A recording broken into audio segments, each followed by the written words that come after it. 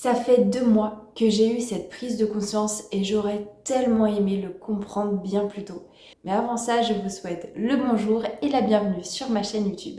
Ici, je vous parle de spiritualité, de développement personnel, de créativité et d'organisation. Mais dans cette vidéo, je parlerai que de mémoire cellulaire avec un angle de vue spirituel et de dev perso. Parce que la mémoire cellulaire avec un angle de vue scientifique est une mémoire immunitaire. Donc ça n'a rien à voir avec ce dont je vais vous parler. Je vais vous parler d'autres choses que j'ai eu l'occasion de vivre et d'observer, ainsi que de me renseigner. Depuis que je travaille en crèche, beaucoup de mes peurs, blocages, doutes, manque de confiance en moi revenaient dans le cadre de mon travail plus particulièrement.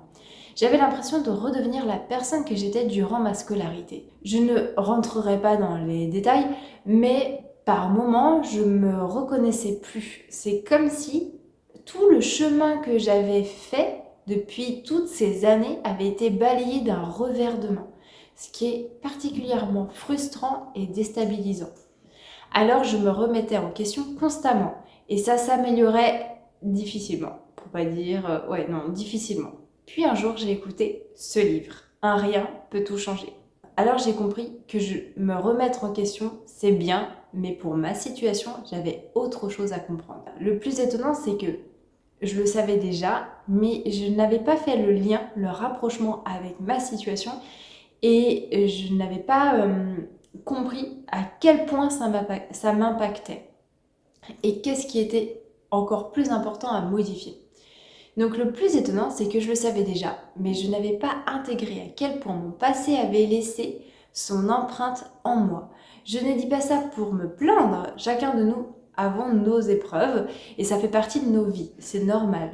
Mais en lisant ce livre qui explique à merveille au cours d'un chapitre la mémoire cellulaire, j'ai conscientisé que ce n'était pas seulement moi le problème, mais un environnement. L'auteur explique l'importance d'adapter l'environnement à la vie et aux habitudes que l'on souhaite mettre en œuvre. Si notre environnement est fait de tentations, alors nous succomberons beaucoup plus facilement. Mais si au contraire on adapte notre environnement à de nouvelles et meilleures habitudes, alors nous arriverons mieux à les mettre en place. Vous allez me dire, mais où est le rapport avec la mémoire cellulaire? J'y viens. Je vais vous donner dans un premier temps un exemple extrême, puis un exemple très commun que beaucoup d'entre vous avez peut-être déjà vécu. Si nous sommes dans un environnement stressant, déstabilisant, voire traumatisant, je pense par exemple aux soldats qui sont à la guerre. Il y a de quoi être traumatisé à vie et à instaurer de moins bonnes habitudes comme se droguer, etc., etc.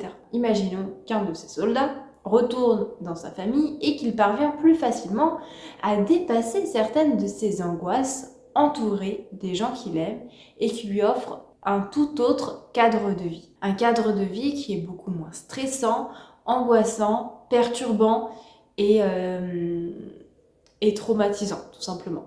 Mais le souci, c'est lorsque ce même soldat qui se retrouve à nouveau confronté à un ou plusieurs éléments qui le renvoient à cette période traumatisante, qui est la guerre. Par exemple, un bruit qui ressemble à un coup de feu. Par exemple, qui se retrouve à nouveau à aller à la guerre. Certains de ces symptômes et aussi certaines de ces mauvaises habitudes peuvent alors revenir. Et ce, même si le contexte est différent. Tant que ça lui renvoie même inconsciemment à quelque chose qui lui a marqué, cela peut tout faire ressurgir. C'est un peu comme si c'était en état de dormance en lui. Un tout autre exemple bien plus commun, et d'ailleurs je suis curieuse de savoir si vous l'avez déjà vécu, vous aussi, ou est-ce que vous avez d'autres exemples communs ou moins communs que vous avez vécu qui feraient référence à la mémoire cellulaire selon vous. Je lirai vos témoignages avec grand plaisir dans l'espace commentaire. Peut-être que beaucoup d'entre vous ont été déjà dépendants à la cigarette et un jour vous avez arrêté de fumer. Mais lorsque vous revivez pour la première fois des situations où vous étiez fumeur, y compris des années après avoir arrêté, vous êtes amené à ressentir à nouveau cette envie de cigarette. C'est la mémoire cellulaire. Les cellules de votre corps ainsi que de votre cerveau à mémoriser l'émotionnel les actions et les événements vécus par le passé. Il les réactive comme si c'était encore d'actualité dans le présent. Dans mon cas, ça m'a fait comprendre que c'était absolument naturel que je sois aussi stressée, angoissée et à reproduire mes vieux schémas du passé, même inconsciemment. Et bizarrement, j'ai alors commencé à lâcher prise et à prendre du recul.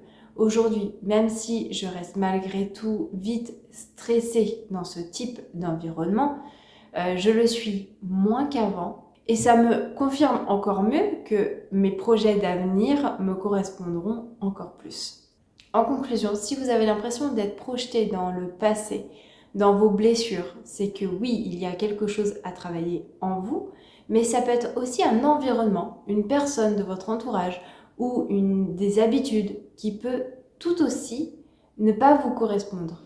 Parfois, pour se changer à l'intérieur, nous avons autant besoin de modifier notre extérieur. Et c'est pour ça que moi j'ai réussi à lâcher prise là-dessus, c'est parce que je me suis dit en fait le problème, c'est pas juste moi, c'est aussi mon environnement. C'est aussi cet environnement qui génère ça. Et c'est moins culpabilisant.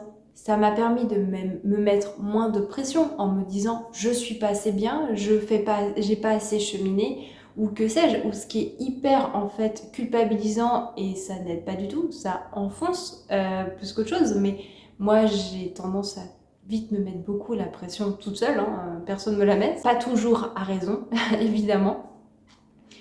Mais le fait de me dire en fait Laetitia, certes oui t'as des choses encore à travailler sur ces blessures etc, mais en fait c'est aussi ton environnement qui génère ça. C'est peut-être que cet environnement là qui génère ça n'est pas l'environnement qui te correspond le plus. Et tu as peut-être besoin de quelque chose d'autre, de différent, ou d'amener des modifications dans cet environnement-là. Et rien que le fait de me dire ça, ça m'a beaucoup aidé. Enfin, si cette vidéo t'a intéressé, je t'invite à la liker. Et si tu souhaites voir d'autres vidéos de ce type ou sur le thème aussi de l'organisation et de la créativité et notamment du bullet journal, je t'invite aussi à t'abonner. Et je te dis à la semaine prochaine. Salut!